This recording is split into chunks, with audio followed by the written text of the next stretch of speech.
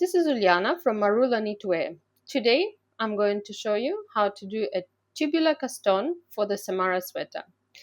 What you need to have is your needles and your yarn.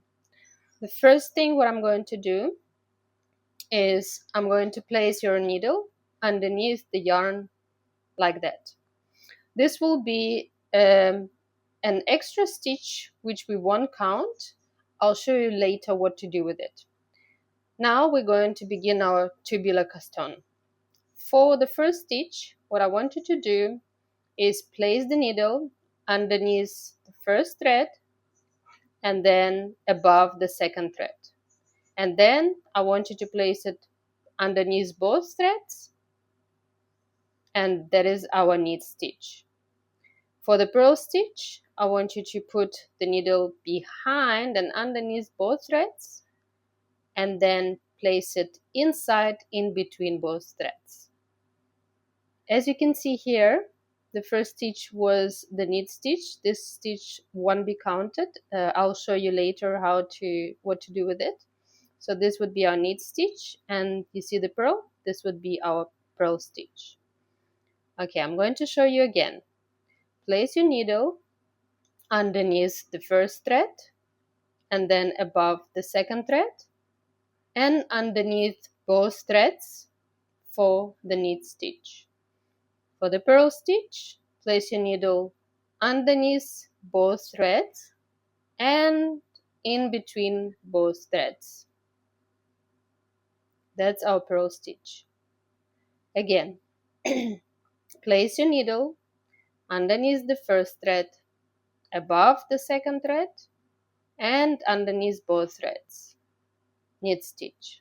For the purl stitch, underneath both threads and inside in between those threads, purl stitch. Now I'm going to do it a little bit faster.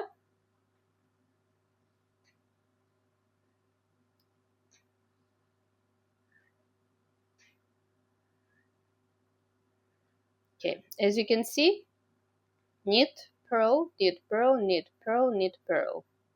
Very important for the tubular caston to make sure that the stitches are not twisted. So what you need to do is check now and then to make sure that they're not turned, right? And that's why I'm holding my fingers right here. Once I've done my few stitches, you see that bump needs to go at the bottom, the purl bump. I'm just holding them and making sure now and then that they're not twisted or they're not turned in the opposite direction. When you come to the end of the stitches, at the end of the row of cast on, right, I'm just going to cast on my last two stitches. What you need to do for the last stitch, so this is my knit stitch, for the last stitch, purl stitch, all you do is put your needle, so you hold your yarn like that, put your needle inside and place that, sorry, let me do it again, and place that needle like that, so that that stitch is secured and won't come off. Because yeah, if you do it the previous way, the normal tubular way that we did it here, it will just going to come off. So I'm gonna do it again. So you hold in your yarn, you make a little loop with your thumb, place your needle, hold it, and just secure it, and now it's not going to come off. All right, so now we have casted on the number of stitches that we need for the Samara sweater. Now, very important is we need to now join in the round.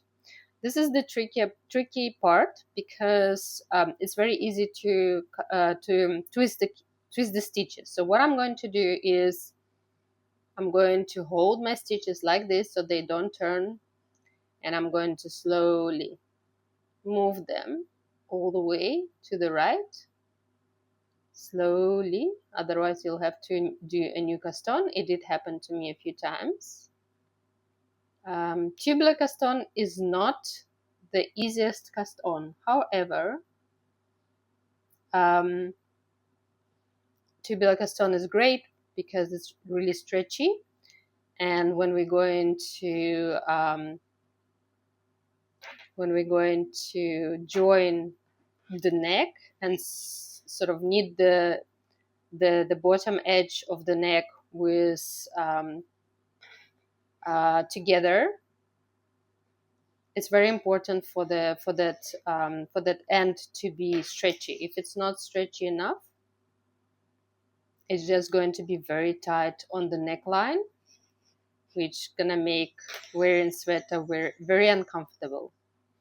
As you can see, I'm just gently moving all the stitches around, very gently, very slowly. I'm just pulling like so, all the way. Okay, all the way. Okay, I need a little bit more pull, and then we're going to join in the round. What I'm going to do next is I'm going to join in the round, right? So your right needle has your working yarn. We're going to place the beginning of round marker on the right needle. Can you see now this the beginning stitch that I said I'm going to show you what to do with it, because if you need it, it will be then extra stitch which we don't need. So this is our knit stitch, and this is the extra stitch that we don't need. So there are different ways to go about it. You can either try and knit them both together, or what I also do, as knitting them together could be a little bit tight, I just carefully pick it up of the needle and place it back, and then I'm going to knit that stitch in the pattern. So the pattern says to now knit knit 1, purl 1 in the round. So this is exactly what I'm going to do. I'm going to knit the stitch, purl the next stitch, knit the next stitch. If it's going to be a bit tight in the beginning, since the first caston always produces tighter stitches, please make sure that as you push those stitches towards the end of the needle, you just don't twist them. Again, very important. It's very easy to twist them, but as you practice, it will become second nature to just make sure that they don't get twisted during the first row. I think the first row is the most difficult one. So I knit, purl, knit, purl, and then I'm going to push gently by holding all the stitches so that the purl bumps are at the bottom, and then knit, purl, knit, purl. Now you're going to continue until the end of the row. Continue knitting in the same manner by knitting 1, purl 1, knit 1, purl 1 until the end of the row, and repeat the same row for the 9 rows or whatever the pattern is telling you to do.